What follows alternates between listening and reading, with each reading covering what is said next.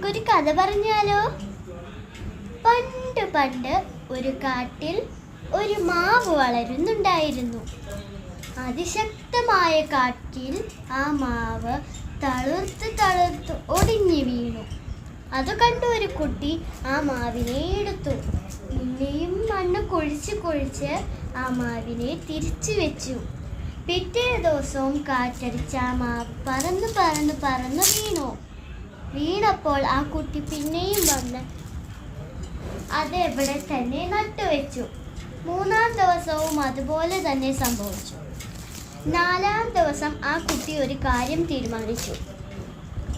ഇനി ഈ കുപ്പിയിൽ ഇത് വളർന്നാൽ മതി എന്ന് ആ കുട്ടി പറഞ്ഞ് ആ കുട്ടി ഈ കുപ്പിയിലേക്ക് അതിനെ എടുത്തു വെച്ചു.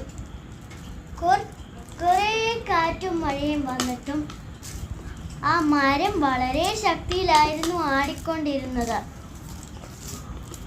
വളരെ ശക്തിയിലാണ് ആടിക്കൊണ്ടിരുന്നത്. അങ്ങനെ മരം ആ കുപ്പിയിൽ നിന്ന് ഒടിഞ്ഞു വീണു. പിറ്റേ ദിവസം കുട്ടി വന്ന് മരത്തിനെ കുപ്പിയിലാക്കി അടപ്പിട്ടു വെച്ചു.